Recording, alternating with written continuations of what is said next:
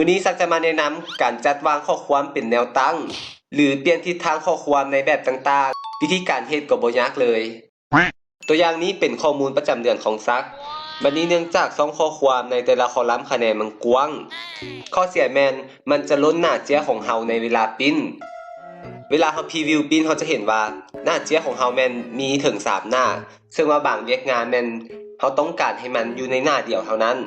ห้องวิชาเคมีต่อไปนี่มันจะล้นออกไปหน้าใหม่ที่เป็นเส้นปะนี่เนาะแม่นเส้นที่ว่าแบ่งหน้ากระดาษถ้าเฮาพิมพ์แบบนี้เป็นแนวนอนอย่างเดียวมันก็จะล้นออกไปแต่ถ้าเฮาเฮ็ดข้อความพวกวิชาทั้งหมดนี่เป็นแนวตั้งมันก็จะลดพื้นที่ให้เฮามีพื้นที่เพิ่มขึ้นหลายอีกฉะนั้นเราจะมาเฮ็ดคอลัมน์พวกวิชานี่เป็นแนวตั้งเพื่อจะลดพื้นที่ให้มันน้อยลง Meanwhile สมมุติว่าเราจะเฮ็ดในคอลัมน์นี้ Okay. วิธีการแม่นให้เฮานำเมาส์จิ้มใส่ช่องที่เฮาต้องการจะเปลี่ยนข้อความให้เป็นแนวตั้งแล้วคลิกขวาให้ไปเลือกที่เมนูการจัดรูปแบบเซลล์แล้วให้เฮาไปที่แท็บการจัดแนวมันจะมีให้เลือกการวางแนวข้อความบนนี้ข้อความเป็นลวงตั้งไม่ให้เฮานำเมาส์ไปใส่บนเส้น text เลื่อนขึ้นไปถึงเป็น90องศาหรือว่าจะพิมพ์เลข90ลงไปบนนี้ตกลงมาขยาย2ตืมแล้วยับความกว้างของมันเข้า the next day วิชาอื่นๆก็เฮ็ดเช่นกันลากทั้งหมดบัดเดียวก็ได้ก็ลากเซลล์แรกไปถึงเซลล์สุดท้ายคลิกขวา